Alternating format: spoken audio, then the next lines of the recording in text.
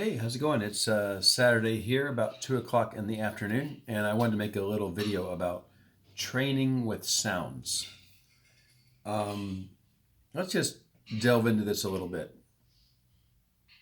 Let's imagine someone is vacuuming the carpet or something like that, and they're vacuuming all around the house. And sometimes you notice it, and sometimes you don't. Maybe if the vacuum's right next to you, and you're like, hey, I'm trying to work here right now, but there's this loud vacuum. That's not so fun. But really, it's the vacuum's still pretty loud, and even as the vacuum leaves the room you're in and goes into another room, um, it's still always going on. But if you start working on something, like I've got my computer here, and I have a feeling after some time, the vacuum's still in the other room, going and but after some time, like, you're not just only thinking about the vacuum cleaner being there, right? So and this is even a case of where the pitch is changing.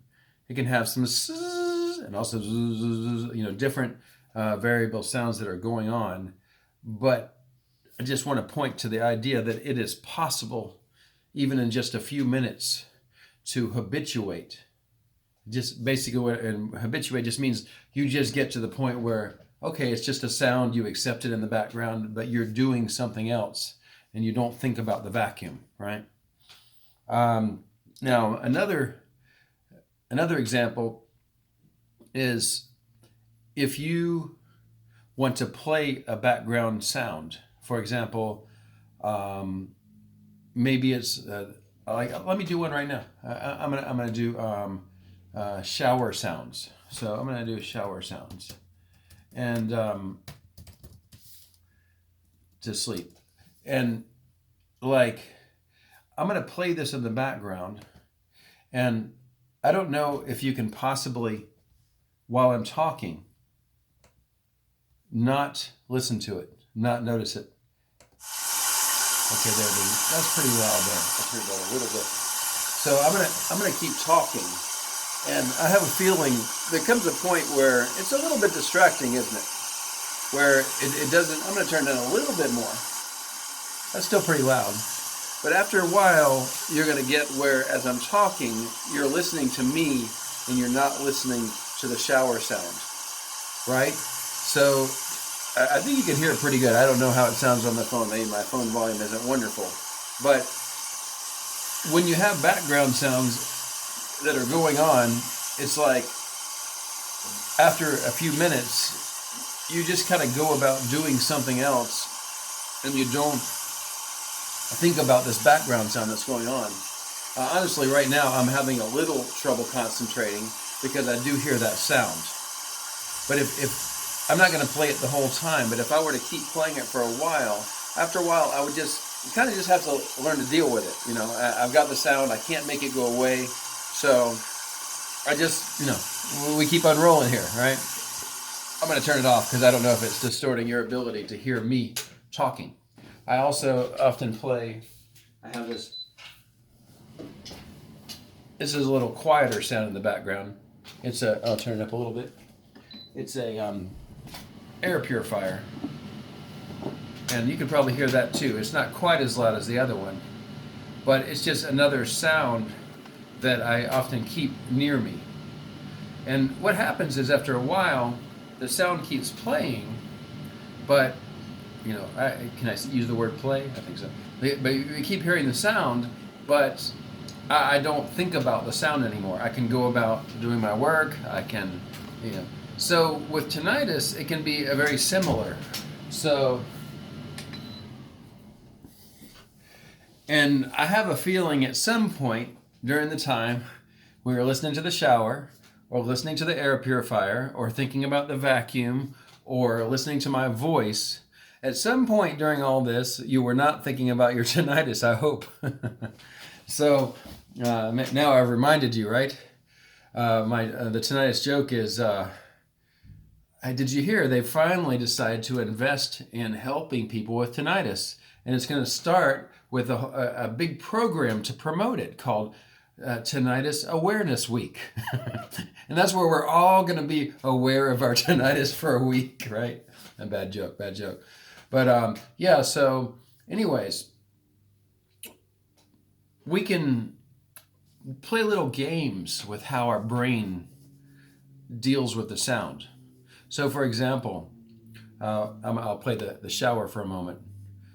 Maybe you can try your best to listen to the sound of the shower for a moment.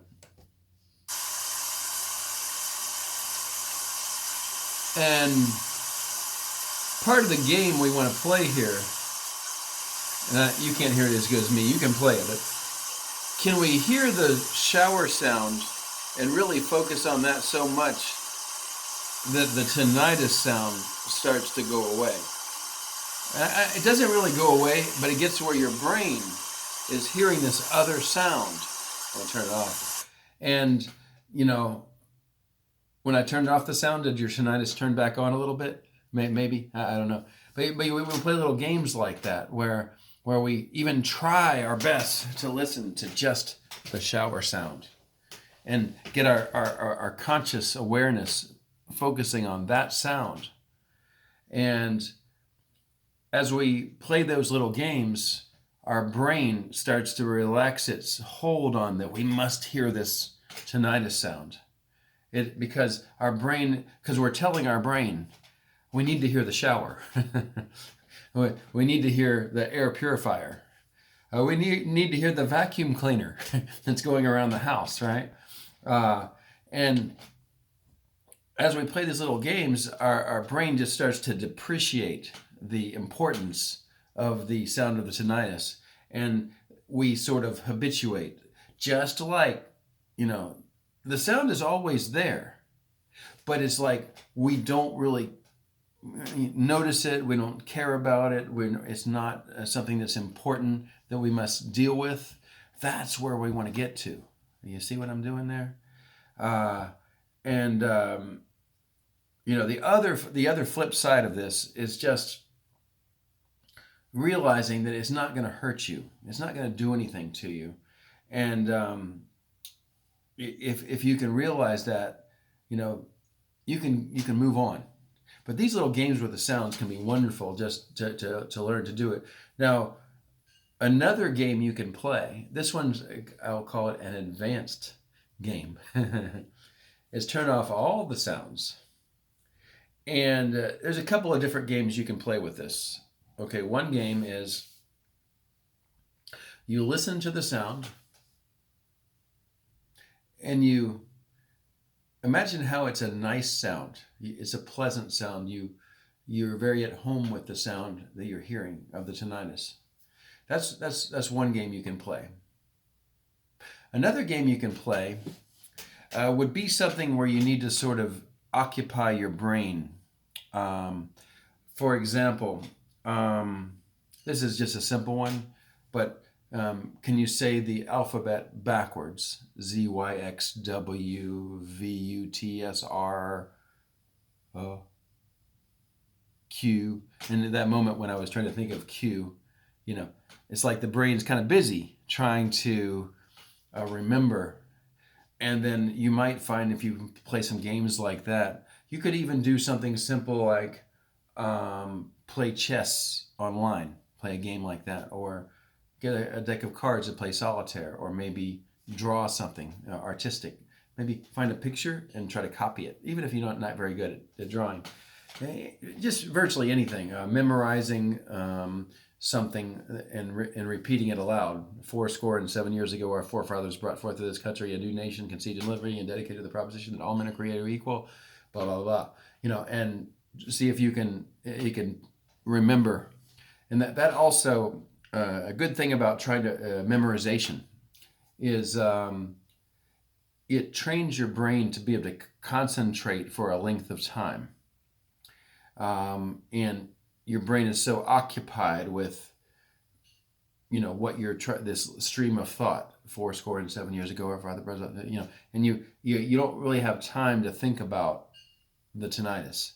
So You could do these games with background noise as well.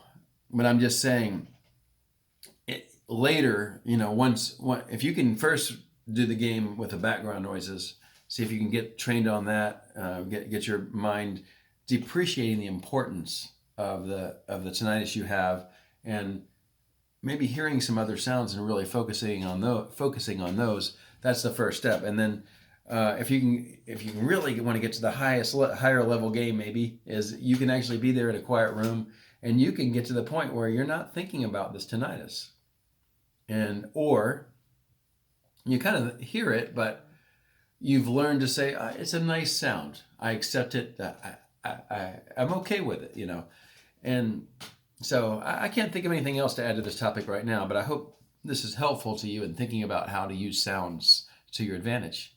Okay, have a nice day. See you.